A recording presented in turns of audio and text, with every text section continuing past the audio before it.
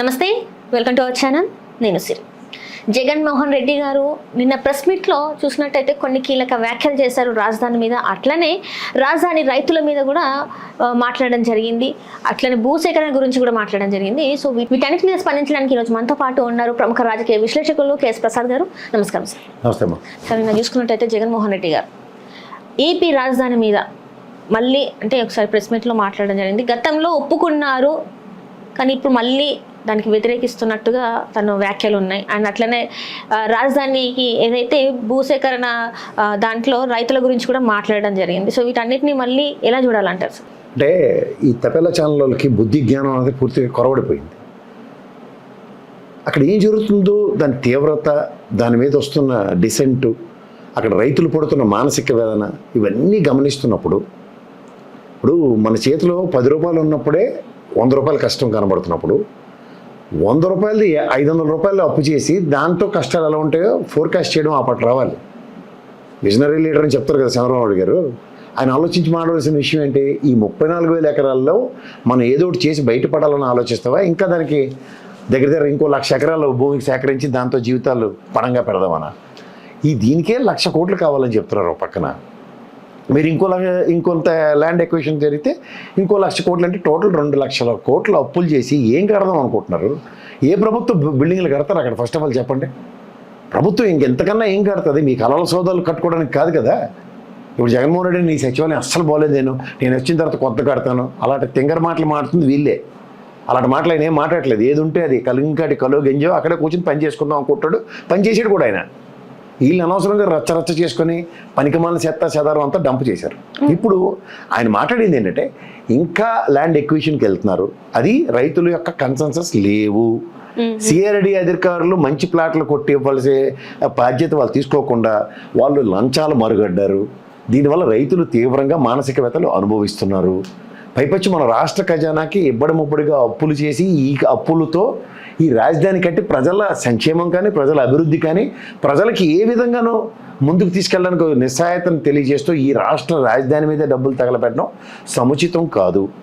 నదీ పరివాహ ప్రాంతాల్లో సంస్కృతి సాంప్రదాయాలతో నాగరికత సంతరించుకుంది, కానీ అక్కడ రాజధానులు నిర్మించి తిరగబడిపోయిన ఉదంతాలు చాలా రేరెస్ట్గా ఉన్నాయి. ఇప్పుడు నీరు అక్కడ 10 అడుగులు దిగితే నీళ్ళు వస్తున్నాయి. అక్కడ నీకు ఏముంది? అది వ్యవసాయ క్షేత్రంలో నువ్వు పంట పొలాల్లోనూ అవి కాదని చెప్పి భూముల మీద మట్టేసేసి దాంట్లో ఇల్లులు కట్టేస్తూ ఉంటే చూస్తున్నాం కదా. ఈ 18 నెలలు బట్టి నీళ్ళు తోడుతూనే ఉన్నారు, కంపలు కొడుతూనే ఉన్నారు. నిన్నకాక బడ్జెట్లో దగ్గర 440 కోట్లు మీరే అలకేట్ చేశారు. ఒక పక్కన ఓవరాల్గా 1000 కోట్ల స్లాబ్ నుంచి ఒకసారి 39 కోట్ల కంపలకి, మళ్ళీ కంపలు కొట్టడానికి, మళ్ళీ నీళ్ళు తోడడానికి. ఏమంటే ఈ నీళ్ళు తోడే కార్యక్రమాలకు రిజర్వాయర్లు కడతా ఉంటారు. ఏందండి ఇది?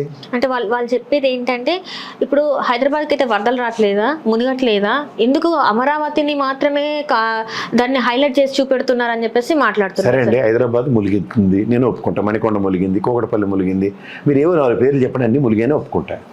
కానీ మనకు రాష్ట్ర ప్రభుత్వానికి సంబంధించిన రాజధాని అంశాలతో మనకు కావాల్సిన సచివాలయం ఏమైనా ములిగిందా? హైకోర్టు ఏమైనా ములిగిందా? మూసీ నది ఒడ్డునే ఉంది కదా. ఇదైతే ట్యాంక్ బండ్ ఒడ్డునే ఉంది కదా. సెక్రటరియట్ ఏమైనా ములిగిందా? ట్యాంక్ బండ్ ఒడ్డునే ఉంది కదా. సో రాటికి మాటమంటే కృష్ణా నది ఒడ్డు ఓంటి అంటే మీరే మునిగిపోతున్నారు. వీళ్ళతో కంపారిజన్ ఇట్లా నాకు అర్థం కాదు.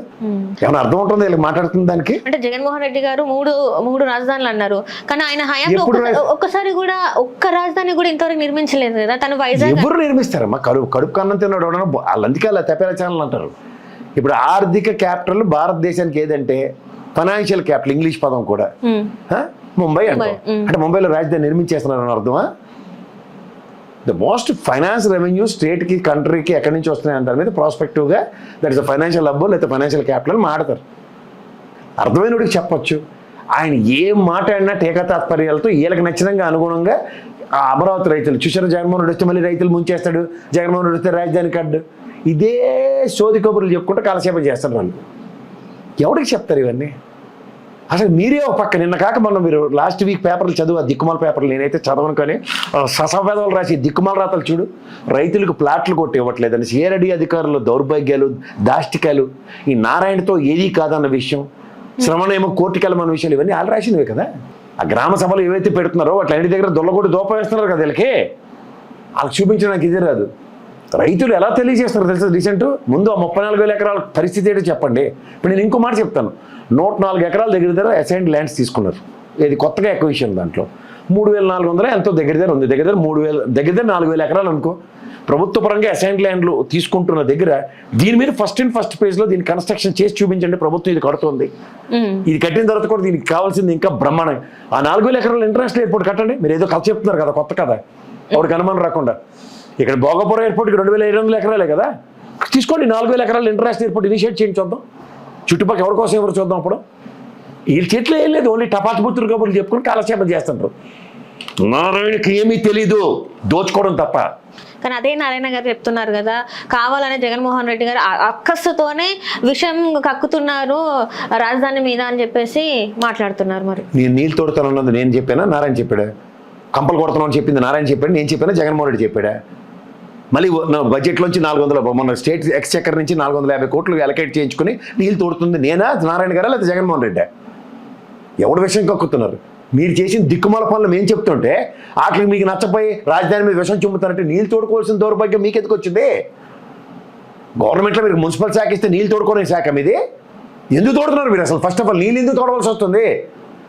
భౌగోళికంగా అది మీకు సహకరించట్లేదు. ఆ ల్యాండ్ మీరు పంతానికి పోయి వరల్డ్ బ్యాంక్ కూడా అప్పు ఇవ్వట్లేదు. అంచేతంటే ఎక్సెస్ ల్యాండ్ ఇంకా తీసేసుకుని అక్కడ కొంచెం సదునుగా ఉన్న ల్యాండ్ అన్నమాట అక్కడ కట్టేస్తారు 2 బిల్డింగ్లు మన ఉద్ధరించడానికి. అంటే ఆ ఎక్సెస్ ల్యాండ్ ఇప్పుడు ఎందుకు తీసుకుంటున్నాం అంటే వాళ్ళ దగ్గర ఒక రీజన్ ఉంది సార్. ఏంటంటే ఇప్పుడు ఒకవేళ ఉన్న భూమిలో బిల్డింగ్స్ ఒకవేళ కట్టేస్తే అప్పుడు మళ్ళీ ల్యాండ్ ఇవ్వాలంటే దానికి ఎక్సెస్ రేట్ ఇప్పుడు ఉన్న దానికన్నా డబుల్ రేట్ పెరుగుతుంది, అప్పుడు తీసుకోవడానికి కష్టం అవుతుంది. సో అందుకే ఇప్పుడు మేము ల్యాండ్ సేకరిస్తున్నాం అని చెప్పేసి అంటున్నారు. భవనాలు నిర్మిస్తే ఈ ల్యాండ్ రేట్ మళ్ళీ పెరుగుతుంది, మళ్ళీ ఎక్కువ డబ్బులు ఇవ్వాల్సి వస్తుంది అంటున్నారు. ప్రజలకు అర్థమయ్యే భాషలో చెప్తాను. నేను చిన్నప్పుడు పుట్టాను, మున్సిపల్ స్కూల్లో జాయిన్ అయ్యాను, చదువుకున్న తర్వాత డిగ్రీ చేస్తున్నాను. ఇట్లన్నిట్లోనూ రోజు మా ఇంట్లో భగవద్గీత పుట్టినవాడు గిట్టక మానడు, పుట్టినవాడు గిట్టక మానడని రోజు ఆ పద్యం వినిపిస్తున్నారు నాకు ఇంట్లో. అంటే దాని అర్థం ఏంటి? నేను పుట్టాను, ఎప్పటికైనా నేను చచ్చిపోతానని అని చెప్పి నేను పెరిగి పెద్ద ఈ లోపుగా నేను తీసుకెళ్ళి మంచం తీసుకెళ్ళి శ్మశానంలో వేసుకుని రేపటికల్లా చచ్చిపోతే ఇక్కడే పూడ్చిండి, లేదంటే రేపు వచ్చి నేను పని చేసుకుంటానని. ఓరు ముందు నువ్వు బిల్డింగ్లు కట్టవా, నీ పెట్టకథలని నీ ఇసుకెత్తిపోయి ఉన్నాం మేము. నోరిపితే అబద్ధాలు. ఈ అబద్ధాల దరిద్రంతో ప్రజల్ని మోసం చేస్తున్నారు. మొహమాట లేకుండా చెప్తున్నా, మోసపోతే మీ కర్మ. చుట్టుపక్కల రైతులు గరావలు చేయండి, నిరసన తెలియజేయండి, డిసెంట్ తెలియజేయండి. ముందు 34,000 ఎకరాలు ఇచ్చిన రైతుల్ని పరిరక్షించుకుందాం. అది అమరావతి మన రాజధాని. అక్కడ రైతులకు ముందు న్యాయం జరిగిన తర్వాత నారాయణ చెప్పిన కొత్త కథలు విందాం. అప్పటిదాకా మీకు ఓపుకుంటే మీ కర్మ.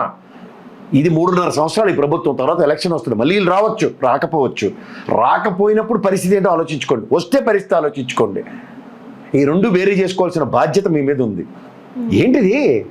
ఎందుకు ఇది ముష్టి బతుక్కుంటూ ఆ సిఆర్డీ వాడితో తిట్లు తినుకుంటూ ఆడికి లంచాలు ఇచ్చుకుంటూ నీ దేహి అని నా సైట్ ఎప్పుడు ఇస్తావు, నా ఫ్లాట్ ఎప్పుడు ఇస్తావు? ఏంది 3 ఏళ్ళు అభివృద్ధి చేసి ఇచ్చేస్తామని చెప్తున్నారు. ఇక్కడ కళ్ళ ముందు 11 ఏళ్ళు పొద్దుయింది. అమరావతి రైతులు ఇచ్చిన 34,000 రైతులు దిక్కు లేదు. ఎవరు చెప్తున్నాడు ఈ అబద్ధాలే? ఎవరో నమ్మేది మీరు? కడుపుకు అన్నం తినండి, ఇంట్లో పొద్దు సల్దనం తిని బయటికి రండి.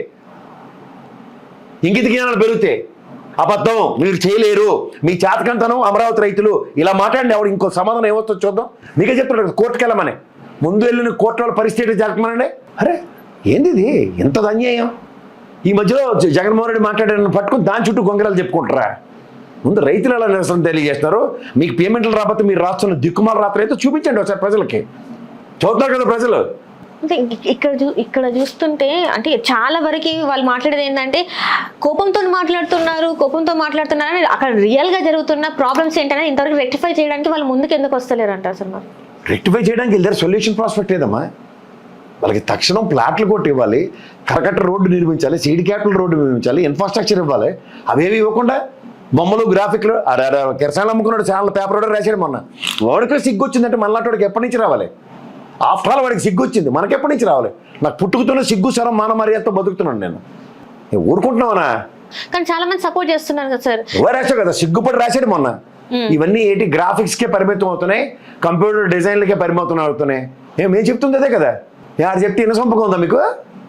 18 నెలలు అయింది, 34,000 ఎకరాల రైతులకి ఈ రోజుకి న్యాయం జరగలే. ఇంకెందుకు నమ్ముతున్నారు మీరు? ఏ మొహం పెట్టుకుని నమ్ముతున్నారు మీరు? వాళ్ళు కరాకంటే చెప్తున్నారు కదా సార్, ఈ 3 సంవత్సరాలలో ఖచ్చితంగా రాజధాని నిర్మాణం పూర్తి చేసేస్తాం అయిపోతుంది.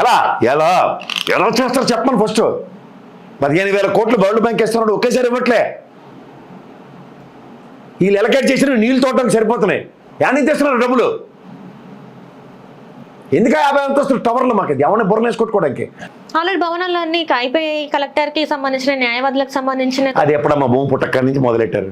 కలెక్టర్ క్వార్టర్స్ను ఐఏఎస్లకి ఐపీఎస్లకి ఇచ్చి భవనాలు, హైకోర్టు జడ్జిలకి ఇచ్చి భవనాలు అవన్నీ ఎప్పటి నుంచో ప్రతిపాదనలు ముందు కంప్లీట్ చేయమనాలే.